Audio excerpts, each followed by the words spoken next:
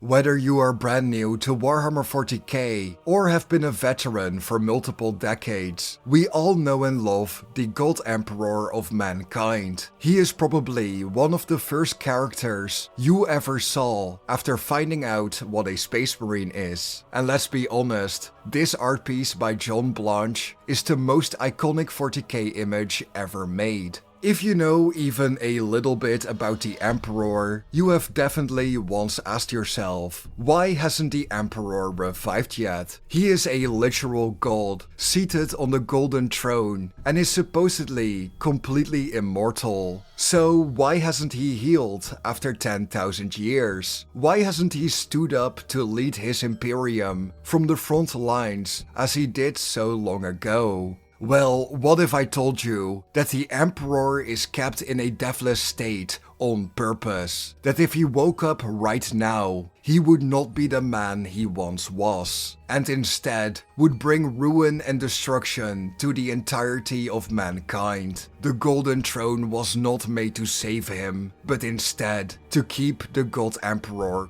contained. This video has some crazy theories and conspiracies based on canon lore, so to make sure you guys can follow along and double check all of the lore I cover today, all sources used will be shown in the bottom left hand corner throughout this video.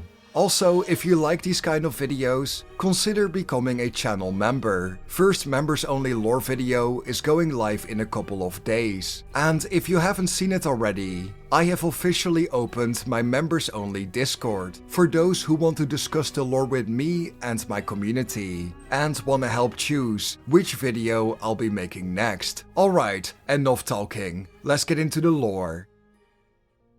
The ancient shadows that have covered Terra have passed, colossal armies have been bled dry, and the fate of mankind has been decided. The screams of the innocent, the pleas of the righteous, now play to the tune of the laughter of dark gods. Although the Emperor sold his life to prevent the eternal damnation of humanity during the Horus Heresy, he did so at the cost of untold suffering. Deep inside the Imperial Palace, upon a golden throne, sits the graven image of the immortal Emperor. His Majesty as the golden leader and master of mankind is gone. Now there's only the skull-faced warlock upon a mighty throne, eternally alive, eternally upon the edge of death. Here, he imposes his right to rule. This is the very image of what the boldest pilgrims proclaim that the God Emperor has become. He has become the carrion lord of the Imperium. He is a facade, an image crafted to give truth to the words of the zealous, an image created for the masses of humanity who descend ever deeper into the madness of religious zealotry, and in every way imaginable, an image created as a lie to trick those who would seek to harm him.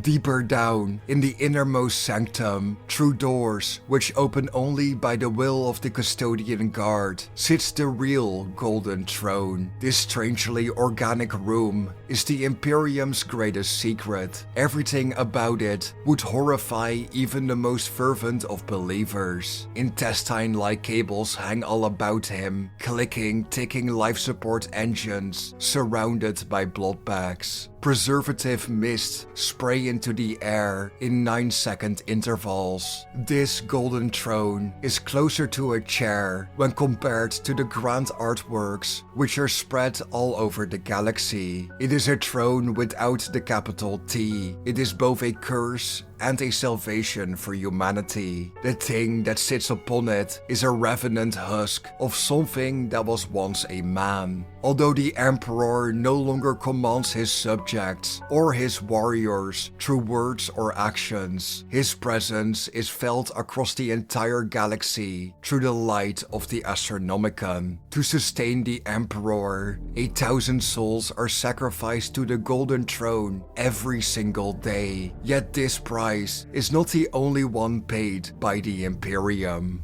Upon Holy Terra stands the Astronomicon, which radiates a magnificent golden beacon that shines through the madness of the warp. It is through this light that the vast armies of the Imperium can travel the stars, a light generated by a vast choir of psychers, which is focused and beamed forward by the mind of the Emperor himself.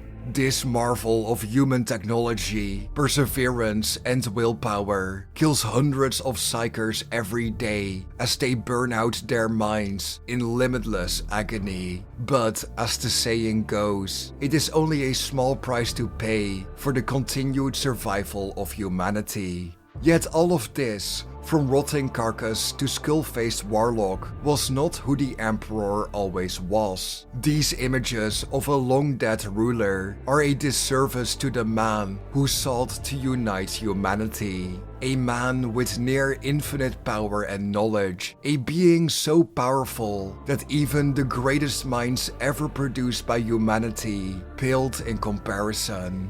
If the immortal Emperor truly is as great as his worshippers make him out to be, why has he not resurrected and returned to lead humanity in its darkest hour? And with that dramatic intro out of the way, let's get into it. The first lore questions we have to answer are if the Emperor is actually dead or alive, and if the Golden Throne is still actually doing anything. Is it even functional at this point? Is it keeping him alive? The Emperor was a man of great designs and even greater plans, yet he was not someone to advance technology beyond the heights of humanity's golden age. From his vast laboratories, which churned out countless weapons of war, to the very Golden Throne itself, the master of mankind took what existed and bent it to his own will. Where once abominable intelligence led the way, the King of Ages created patchworked biotechnical solutions. He blended technology and necromancy, magic and manufacturing. Many aspects of the Golden Throne are beyond the understanding of even the Custodes, but what they do understand is its purpose. Purposes which are shared only between the talents of the Emperor, his Holy Inquisition, and the highest members of the Adeptus Mechanicus. In the 41st and 42nd millennia, the Golden Throne serves three main purposes. Number 1, it is a ludicrously potent psychic amplification device that allows the Emperor to single-handedly hold back the tides of the warp. Originally, he had a whole bunch of psychic wards around the solar system that prevented demonic incursions, but those ended up getting shattered by his son Magnus. So now the Emperor, through the use of the Golden Throne, has been holding the demonic tides back for 10,000 years. The second purpose of the throne is that it is linked to the Astronomicon, in the way that a portion of the Emperor's power keeps it lit. You can think of this thing as a giant golden beacon, an artificial North Star that produces psychic light that navigators aboard void vessels can see from any place in the galaxy or from within the tides of the warp, thus allowing them to ground themselves and safely navigate in much the same way that sailors navigated the seas of old Earth. The third purpose is that it is a life support system for the Emperor. This was something that was done last minute during the Siege of Terra, after he had been mortally wounded by his son Horus. In all honesty, the throne is the only thing keeping the Emperor alive, and if it fails, he will surely truly die. But when the throne began to fail and the Mechanicus found itself unable to fix the problem as it had done in the past, with the blessings of the High Lords of Terra, the Custodes, and the aid of the Inquisition, a dark pact was made. No price was too high to restore the Golden Throne, so in the very last year of M41, in the closing days before the fall of Cadia, dozens of expeditions were launched, yet only one would be successful. Xantite Inquisitors prepared a war procession, opened the Exuberous portal, and journeyed into the very webway. These forces fought through Harlequin troops and demonic hordes, refusing to let anyone stand in their path until they reached Gomorrah. For centuries, the Mechanicus had worked on alternative solutions before the decision was made to contact the Drukhari, but all other options had failed. Humanity had anywhere from a decade to 2 centuries before the Golden Throne would give out and be broken forever. The Dark Eldar were permitted onto Holy Terra, observing the Golden Throne and the many patchworks the Mechanicus have added over the millennia to keep it working. The throne had grown to such a size that the human mind couldn't comprehend it, and even the visiting homunculus was impressed by it. For all the foulness of the Drukhari and their abandonment of psychic powers, they are the inheritors of the most psychically active empire to have ever existed. They have the tools and components with which to restore the Golden Throne. But while they asked a price for these components, they also had a dark plot. A plot that was outright the most gruesome betrayal humanity ever witnessed with any Xenos. Inquisitor Erasmus Krall had learned all he needed to know. The Drukhari were as much under attack as the rest of the galaxy. They claimed to need humanity to survive and thus were willing to aid them. Yet this was never about saving humanity. It was about saving Gomorrah and the Drukhari themselves. Inquisitor Krall interrupted the meeting. His body was failing him, but even while he was dying, he refused to let humanity be doomed, as seen in Vaults of Terra, the Dark City. "This is irrelevant," the Archon protested. "What is or is not? The case in Gomorrah is none of your concern. We have here a simple exchange of goods, one that has been scrutinized over and over again. There is no risk to your Imperium in this. It must conclude, or our guarantees of protection have become void." Krall laughed again, a horrible stretched sound. "None of your concern. You bolt together a cheap mockery of our holiest place. I call it none of your concern." He took an ominous step towards the Xenos ranks, looking as if he wished to charge straight into them. "Because you have been lying from the very start. All of it lies. Your witch there even said it to my face. He said the Emperor we place so much store by is entirely irrelevant to the machine's ongoing function. And as soon as he told me that, I knew something was wrong. Because I have been there. I have stood at the very doors of eternity and felt the power of his matchless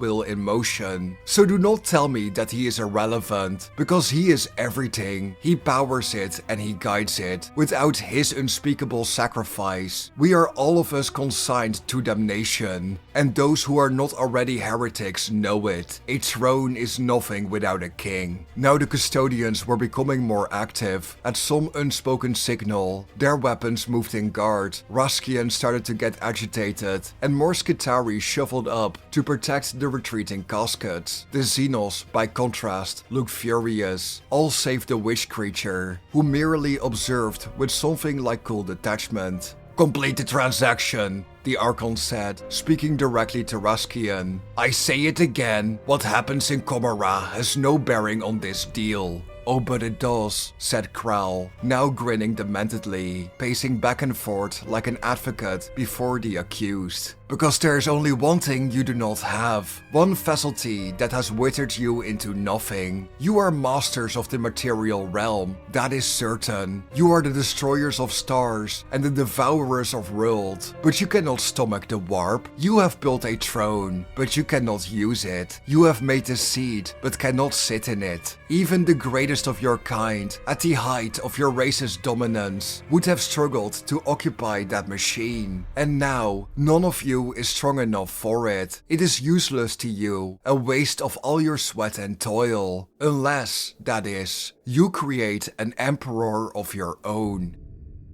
Fabricator General Raskian and the Custodes present had their doubts, but when Kral shared with them the fact that the homunculi could clone or resurrect someone with but a single droplet of blood, the room fell quiet. Inquisitors and tech priests alike were silenced, horrified by the revelation and too stunned to act. Yet the Custodes present were not stunned, they were not frozen by what they had just learned. Their guardian spears were turned on the caskets containing pieces from the Golden Throne and obliterated them. In the ensuing fight, the Custodes ordered Kral and his interrogator to leave and bring word of this to Terra, yet not a single soul present during the meeting would survive the battle that followed, besides a lone servo skull that somehow made it out intact. To add insult to injury, the traitor Primarch Fulgrim truly believes the Emperor has died, reinforcing the idea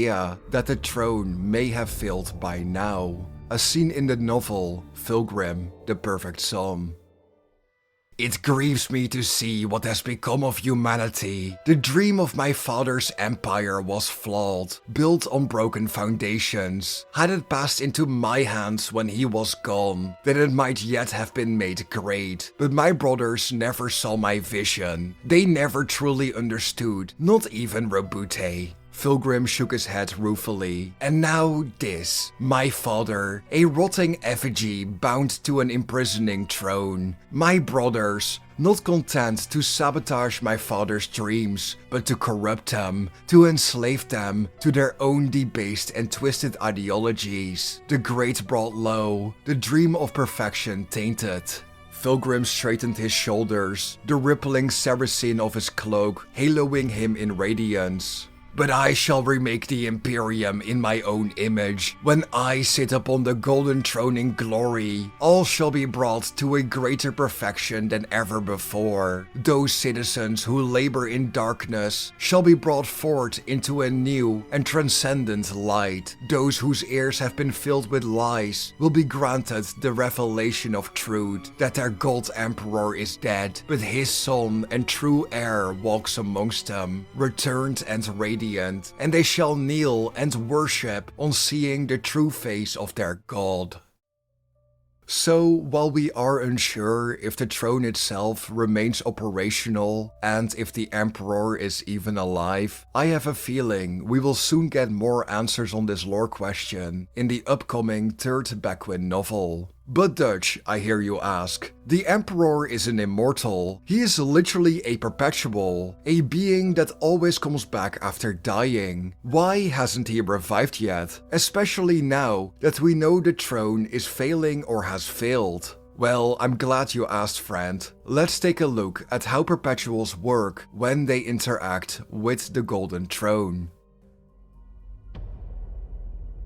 Of course, the Emperor is a perpetual, but not just any normal perpetual. He is the most powerful one that has ever existed, a different order of magnitude compared to the others. According to some, his power is so far beyond that of any other perpetual that he is an aberration, a freak. Perpetuals are, however, so much more than just immortals who return from death. Throughout the long history of humanity, the Perpetuals have been highly influential. Some have become mentors to empires or guided humanity into greater heights. Some choose to lead nations or even achieve their own grand ambitions. But in truth, none of them has a true answer for what a Perpetual is, other than a powerful immortal with nearly unlimited knowledge and impeccable intellect. Some speculate that the Perpetuals are the next step in the evolution of mankind, but in any case, the most important fact about the Perpetuals is their ability to return from death. The way through which a Perpetual comes back from death is often different on a person-to-person basis. Some simply stand right back up after dying, others have to be reincarnated, and even if a Perpetual is destroyed on the atomic level, they simply reappear a set amount of time later. So if the Emperor is one of these, how has he not revived yet? Well, before we get into that, I just want to go on a quick side tangent, since it is a question people have asked for actual decades. There is no reason to put the Emperor in a dreadnought. Many people bring this up as a solution to the Emperor's absence from the Greater Imperium, but the answer always remains the same. Putting the Emperor in a dreadnought not only means you are keeping him from properly regenerating, but you also make him fully redundant, as there's no way he could power the Astronomicon from long distances away in his current state. But back to the question, why has the Emperor not revived yet? Is the Golden Throne perpetually draining his power and keeping him dead? Or is it because of something much darker and sinister? This here is the crux of the video, and what most people miss when they read about the Emperor of Mankind. When the Emperor came to fight Horus, he realized he was nowhere near powerful enough to kill his once beloved son. So he did the impossible. He began drinking from the warp, growing his power 1,000-fold, and tried to become the Dark King, a being so powerful that it does not just overshadow the Dark Gods in its power, but will change every atom in the galaxy with its birth.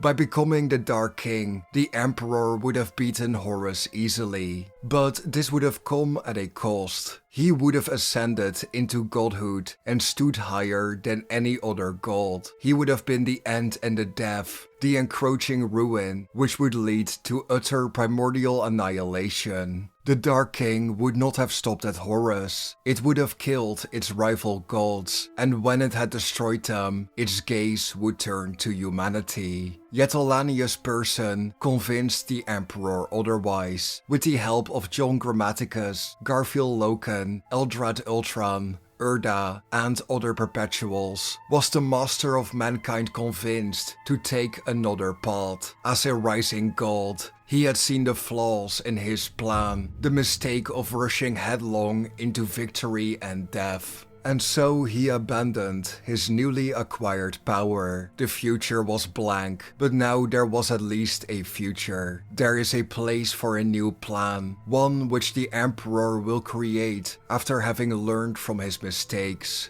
The Master of Mankind shudders the very substance of creation. The material and immaterial shake. Let this be the end, and let death be damned. The power of the Dark King is expelled and scattered, pouring back into the Imperium from whence it came, carrying with it Flotsam and Jetsam, the broken prophecies and predictions that brought it hence, the never-born will and mass, their whispers turned in on themselves, twisted back into lies and cackled falsehoods, their future so assured, suddenly untruthted. The malison of the Dark King passes from the material galaxy and back into the simmering caskets of myth, for this age at least. Demonkind, however, has their distress turned into cheering for a different kind of victory, the fall of mankind. When the power of the Dark King explodes from the Master of Mankind in a vast shockwave, he cocoons those who stood with him. If the Emperor were to face the arch-traitor as a mere man, he would not do so alone. As a man, the Emperor fell when fighting Horus. He would destroy his wayward son, but the Master of Mankind would come to realize the true error of his mistake. The Dark King still prevails. He lurks, waiting and biding his time. The mortal body of the Emperor is to be his vessel. It was promised to the Dark King, and he will take it. Should the Emperor be resurrected or leave the Golden Throne, the Dark King will take what little was left of him after fighting Horus. And while this is personal interpretation on the sources we have covered so far, the end and the death of all things will come. The ruin of all of humanity and the galaxy itself is encroaching. The Dark King is patient. It does not matter if he will come about in a year, a millennium, 10 millennia, or 100 millennia. The Dark King awaits the day the Master of Mankind rises from his throne, and then will take his body for his own. So this raises the question, did the Emperor truly understand this? Or is it a coincidence? Because if you haven't figured it out yet, the Golden Throne is keeping the Emperor dead. It is killing him over and over, just to assure he cannot be possessed by the dark god he created himself. Essentially, how does the Emperor stay dead? When Rogaldorn, Vulcan, and those few Custodes who still lived after the Horus Heresy entombed the Emperor upon the Golden Throne, they thought they would save him. Instead, they made a grave error, and the best decision ever. They would deny the Emperor the ability to return, but also denied the Dark King from taking what he wants. Yet for as much as the Emperor needed the Golden Throne also needed him, and the following excerpt shines more light as to how it is keeping him in a deathless state, as seen in The End in the Death Volume 3, when Malcador sees his King of Ages being carried towards the throne. As they bring him up the steps towards me, I feel their urgent expectation. The throne is his only chance. It will save him, it will restore him and sustain him. This is what they have understood from the signs and symbols that both he and I have tried to show them. For signs and symbols are the only language we have left. This will save him, like plans. Though symbols are imprecise, they are fluid and they seldom mean what we presume they mean. Rogel and Constantine believe they are saving him. They think that the throne is his only chance. In fact, the reverse is also true. He is the throne's only chance. I know it, and my friend knows it. This is what we are trying to tell them. Yes, the throne may stabilize and suspend him, as it did to me, but that's besides the point. He is the only one who can stabilize it, for I can no longer perform that task, and thus it will tether him here, to this seat, to this room, to this reality, on the brink of death and the verge of life, both wounded and whole, unborn yet reborn, ended yet unending, now and forever. It was never his intended plan, but it was a contingency. My King of Ages knew it might come to this if the permutations of the future aligned in this particular way. That's what he told me. Anyway, he had me believe he would be ready if there were no other choices, and I see none from where I am sitting. It will be agony, I can vouch for that. I have tasted but a brief moment of that eternity, and that is more than enough. May your death live forever, my friend. There's nothing immortal about this, and so they come. They ascend the steps, none of them speak, but I feel the hope in their minds. What they do now, they do only for his salvation. I want to correct them, I want to explain their mistake, but I can't. And even if I could, perhaps I wouldn't. The truth is brutal. At least this way, they have some solace, some small consolation in the face of tragedy. They should have that much. They need to be strong for what lies ahead. This is where it will end, here in my flames, but it is also where it will begin. To explain this excerpt in terms that people can actually understand, the throne doesn't just connect to you, it places you out of reality. It turns you into a deathless ball of focus, knowledge, and energy. It allows you to focus your soul. But in turn, the Golden Throne must also be focused by whoever sits upon it to properly function. This is how the Emperor has stayed away from true death, and how he is able to infinitely stave off the Dark King or his own revival until the throne itself finally breaks. There is, of course, a very important second side to this. Besides the Golden Throne keeping the Emperor dead or alive, namely the divinity of the Emperor and how widespread his worship has become. Now, this enters the realm of theory and speculation, but let's talk about it. What if the reason the Adeptus Custodes have allowed the Ecclesiarchy to gain so much power is because of the Emperor's own will? In the conclusion of the Dark Imperium trilogy, we see the semi-awakened God Emperor resurrect Guilliman and, through his body, not only banish Mortarion, but also utterly shame him and Nurgle himself. In a way, the Emperor has been growing in power, while staying in his suspended state on the Golden Throne, reinforcing and growing out of reach of the Dark King, in preparation for their inevitable fight.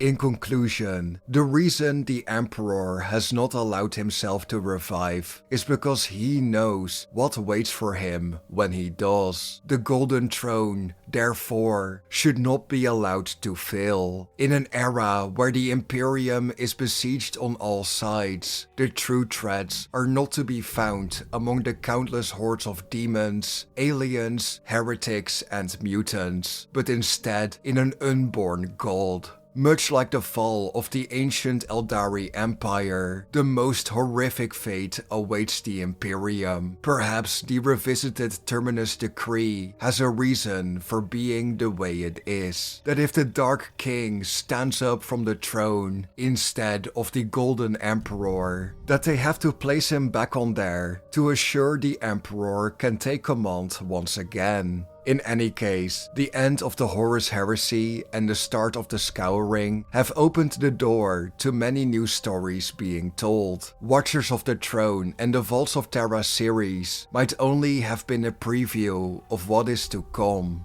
While I'm also excited for the Scouring series, I am even more excited to see the final Backwind book, as it might tell us even more about the Dark King and why Valdor is hunting for the Emperor's true name, because who knows what that will entail.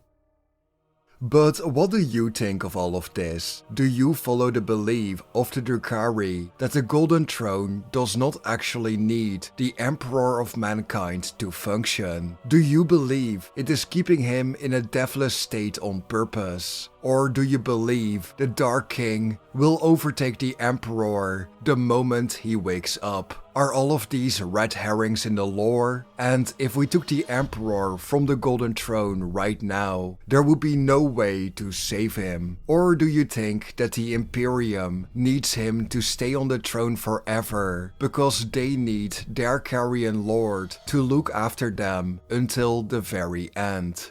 Let me know your comments, concerns, suggestions, theories and ideas down in the comment section below. If you think I deserved it with this video, please leave a like and hit that subscribe button. It helps push this video into the algorithm and it would make me very happy. Thank you for watching and I will be seeing you guys in the next one. Bye bye.